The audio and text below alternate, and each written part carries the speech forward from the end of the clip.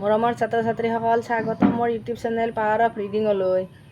আজি মই তোমালোকলৈ লৈ আহিছোঁ ক্লাছ 9ৰ ছায়েন্সৰ লেচন নম্বৰ 5ৰ কুৱেশ্যন এনচাৰসমূহ, জীৱৰ মৌলিক একক লেচন 3 লগতে ইয়াৰ ভিতৰৰ যি প্ৰশ্নাৱলীবিলাক আছে এইবিলাকো মই দিম। তোমালোকে এইবিলাকৰ ওপৰতে বেছি গুৰুত্ব দিবা। 1 নম্বৰত আছে উদ্ভিদ কোষ আৰু প্ৰাণী কোষৰ পাৰ্থক্য সুধিছে। প্ৰশ্নটো মই বেছি মাতি দিয়া নাই, ভিডিঅ'টো দীঘল হৈ যায়।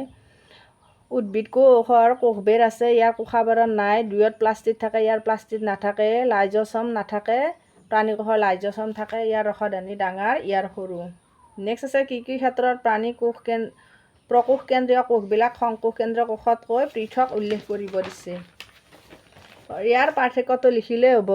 কোষৰ কেন্দ্ৰস্থল অনিৰ্দিষ্ট, ইয়াক কোষাবৰণে আগুৰি নাথাকে প্ৰকোষ কেন্দ্ৰীয়ক। ইয়াৰ কোষৰ কেন্দ্ৰস্থল সুনিৰ্দিষ্ট। এইটোৰ কেন্দ্ৰস্থল অনিৰ্দিষ্ট আৰু সংকোষ কেন্দ্ৰীয়ৰ সুনিৰ্দিষ্ট। ইয়াৰ কেন্দ্ৰাৱৰণে আবৃত কৰি আছে আৰু এইটো প্ৰকোষ কেন্দ্ৰীয়ক আগুৰি আছে কোষাবৰণে। ইয়াৰ ক্ৰমজম এডালতকৈ বেছি। আৱৰণী বিশিষ্ট কোষ অংগাণু ইয়াৰ নাই আৰু ইয়াৰ আৱৰণী বিশিষ্ট কোষ অংগাণু আছে সংকোষ কেন্দ্ৰীয়ৰ। এইখিনিয়ে পাৰ্থক্য। তাৰপিছত আছে কোষৰ কোষাবৰণখন ফাটি গ'লে কি হ'ব? উত্তৰ কোষাবৰণখনৰ কোষস্থ পদাৰ্থখিনি সীমাবদ্ধ কৰি ৰাখে আৰু কোষটোক দৃঢ়তা প্ৰদান কৰে কোষাবৰণখনে। গতিকে কোষাবৰণখন যদি ফাটি যায়, অৰ্থাৎ ফাটি গ'লে আবদ্ধ কোষ প্ৰৰসখিনি বিক্ষিপ্ত হৈ পৰিব আৰু কোষটোৱে নিজৰ অস্তিত্ব হেৰুওৱাৰ লগতে ই বিশেষ কাৰ্যসমূহ সম্পাদন কৰাৰ সামৰ্থ্য হেৰুৱাব। 4ত আছে কোষ একোটাত যদি গলজি সংঘ নাথাকে তেন্তে কোষটোৰ জীৱনত কি প্ৰভাৱ পৰিব? উত্তৰ গলজি সংঘৰ কাৰ্য হ'ল কোষত উৎপাদিত পদাৰ্থবিলাকৰ সঞ্চয়, বন্ধন আৰু ৰূপান্তৰ ঘটোৱা। গলজি সংঘই সৰল শৰ্কৰাক জটিল শৰ্কৰালৈ পৰিৱৰ্তন কৰে। ই লাইজ'ছম গঠন কৰাতো সহায় কৰে। কোষ এটাত গলজি সংঘ নাথাকিলে এই কাৰ্যসমূহ সম্পাদনত বাধা হৈ পৰিব। 5ত আছে কোনটো কোষ অংগাণুক কোষৰ শক্তিৰ ভঁৰাল বুলি আখ্যা দিয়া হয় আৰু কিয়? উত্তৰ মাইটকণ্ড্ৰিয়াক কোষৰ শক্তিৰ ভঁৰাল বুলি আখ্যা দিয়া হয়। এইটো দৰকাৰী। আৰু কিয় সুধিছে? জীৱৰ জীৱন নিৰ্বাহত সংঘটিত হোৱা বিভিন্ন ৰাসায়নিক বিক্ৰিয়াৰ বাবে প্ৰয়োজনীয় শক্তি নিহিত হৈ থকা ATP আৰু অণুবিলাক মাইটকণ্ড্ৰিয়াই উৎপাদন কৰে। যেতিয়া কোষক শক্তিৰ প্ৰয়োজন হয় তেতিয়া মাইটকণ্ড্ৰিয়াই এই শক্তিৰ যোগান ধৰে। সেয়েহে মাইটকণ্ড্ৰিয়াক কোষৰ শক্তিৰ ভঁৰাল বুলি কোৱা হয়। এইটো কিন্তু দৰকাৰী।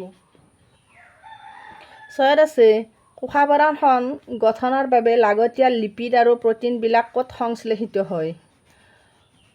অমসৃণ অন্তঃপ্ৰৰসীয় জালিকাত ৰাইব'জম সংযুক্ত হৈ থাকে আৰু প্ৰটিন সংশ্লেষণত অংশ লয়। কোষৰ কোষাবৰণৰ কাৰণে লাগতিয়াল প্ৰটিন ৰাইব'জমে সংশ্লেষণ কৰে।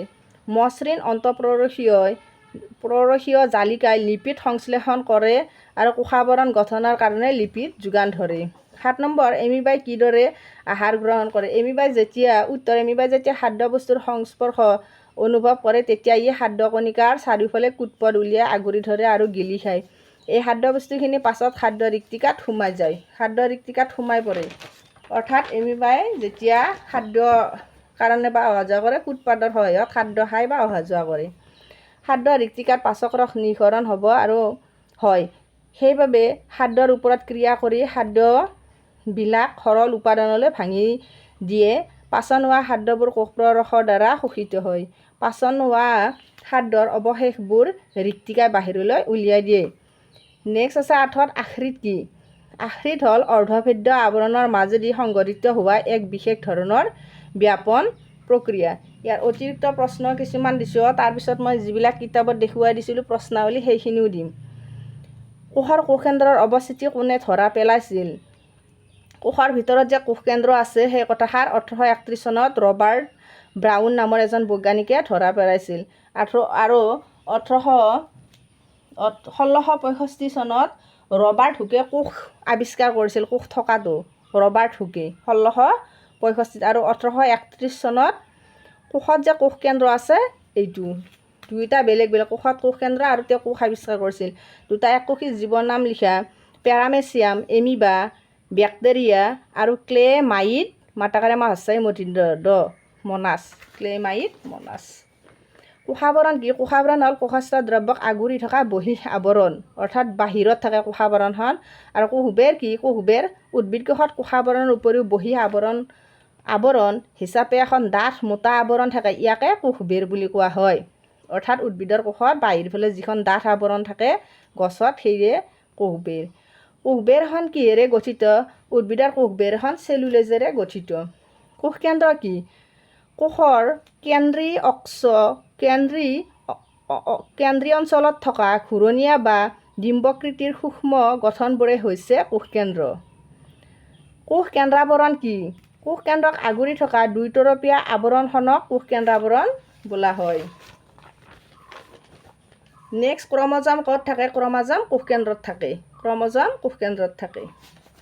তাৰপিছত ইয়াত যে মই কিতাপত দেখুৱাই দিছিলোঁ সেইখিনি মই দেখুৱাই দিছোঁ। কোষ কোনে আৰু কেনেকৈ আৱিষ্কাৰ কৰিছিল তোমালোকে লিখিবা। ৰবাৰ্ট হুকে কোষ আৱিষ্কাৰ কৰিছিল। এই কেইটা প্ৰশ্ন কিতাপতে আছে। তেওঁ এটুকুৰা কৰ্কৰ পাতল ছেট পৰীক্ষা কৰাৰ সময়ত তেখেতে মৌ কোষৰ নিচিনা কিছুমান কোঠালি দেখা পাইছিল। তেখেতে সেই কোঠালিবোৰকে কোষ বুলি কৈছিল। দুয়ত আছে কোষক কিয় গঠনৰ আৰু কাৰ্যৰ মৌলিক একক বুলি কোৱা হয়? উত্তৰ, কোষ জীৱদেহৰ একক। জীৱৰ দেহ কোষেৰে গঠিত। এককোষী জীৱৰ যাৱতীয় জীৱন প্ৰক্ৰিয়া কোষটোৰ মাজতে সমাধা হয়। উচ্চ শ্ৰেণীৰ বহুকোষী জীৱৰ দেহৰ গঠন আৰু জৈৱিক প্ৰক্ৰিয়া কিছু জটিল যদিও মূল একক কোষ। বহুকোষী জীৱৰ ক্ষেত্ৰত একাধিক কোষ লগ হৈ একোটা অংগ গঠন কৰি বিশেষ কাৰ্য সমাধা কৰি জীৱনটোৱে জীৱন নিৰ্বাহ কৰে। জীৱৰ প্ৰত্যেক কোষত জীৱনৰ প্ৰয়োজনীয় বিভিন্ন জৈৱিক প্ৰক্ৰিয়াসমূহ সম্পন্ন হৈ থাকে। নেক্সট আছিল CO2 আৰু পানীৰ দৰে পদাৰ্থবিলাকে কোষৰ ভিতৰলৈ বা বাহিৰলৈ কেনেদৰে চলাচল কৰে? এইটো দৰকাৰী ব্যাপন প্ৰক্ৰিয়াৰ দ্বাৰা তাৰপিছত চলাচল কৰে। কোষ প্ৰদৰ্শন কিয় অৰ্ধবদ্ধ আৱৰণ বুলি কোৱা হয়? এইবিলাক প্ৰশ্ন কিতাপতে আছে। কোষাবৰণখনে কিছুমান দ্ৰব্যক কোষৰ ভিতৰলৈ বা বাহিৰলৈ যোৱাত সহায় কৰে, আনহাতে আকৌ কিছুমান দ্ৰব্যক এই কোষবোৰখনে সৰকি যোৱাটো বাধা দিয়ে, সেয়েহে অৰ্ধবদ্ধ বুলি কোৱা হয়। প্ৰকোষ কেন্দ্ৰ আৰু সংকোষ কেন্দ্ৰৰ পাৰ্থক্য সুধিছে। প্ৰকোষ কেন্দ্ৰত কোষকেন্দ্ৰ নাথাকে, আনহাতে সংকোষ কেন্দ্ৰত কোষকেন্দ্ৰ থাকে। এইটো দৰকাৰী কিন্তু। প্ৰকোষ কেন্দ্ৰত ৰসাদানী নাথাকে, সংকোষ কেন্দ্ৰত থাকে। প্ৰকোষ কেন্দ্ৰত এমিন শৰ্কৰা আৰু মিউৰিক এচিডেৰে গঠিত, আনহাতে এই সংকোষ কেন্দ্ৰীয় চেলুলোজেৰে গঠিত। সংকোষ কেন্দ্ৰ উদ্ভিদৰ ক্ষেত্ৰত থাকে।